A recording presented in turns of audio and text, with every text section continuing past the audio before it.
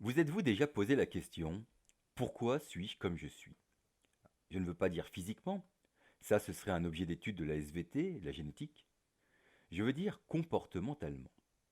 Le terme n'existe pas dans le dictionnaire, mais il est intéressant parce que si on le décompose, en trichant un peu avec les syllabes, on a comportement et mentalement. Les deux mots sont liés.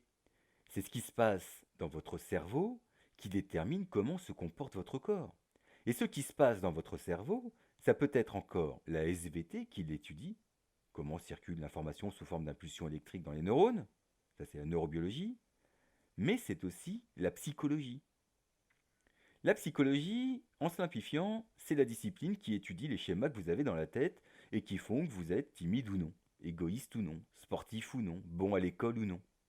Et la psychologie sociale, plus particulièrement pour nous, c'est la discipline qui se demande, entre autres choses, comment votre environnement social, les individus que vous fréquentez, détermine ces schémas que vous avez dans la tête. Avez-vous déjà remarqué que certains de vos traits de caractère sont les mêmes que ceux de vos parents, ou de vos amis, ou d'un personnage que vous aimez à la télé? Avez-vous remarqué que souvent, quand vous discutez avec vos amis, vous ressortez ce que vos parents pensent? Et comme les parents de vos amis ne sont pas vos parents, ou alors vous ne le savez pas, on ne sait jamais, et qu'ils ne pensent pas comme vos parents, vous et vos amis n'êtes pas forcément d'accord. Et si ça se trouve, vous avez remarqué que vous êtes de moins en moins d'accord avec vos parents.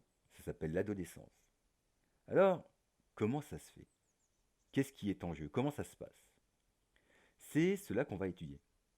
Les forces qui font que ce que l'on est dépend en grande partie de ceux qui nous entourent et même de l'environnement dans lequel on évolue. Par exemple, grandir à la campagne, ça n'est pas grandir dans le 16e arrondissement de Paris, sous-entendu chez les riches, qui n'est pas grandir en Seine-Saint-Denis, sous-entendu chez les moins riches.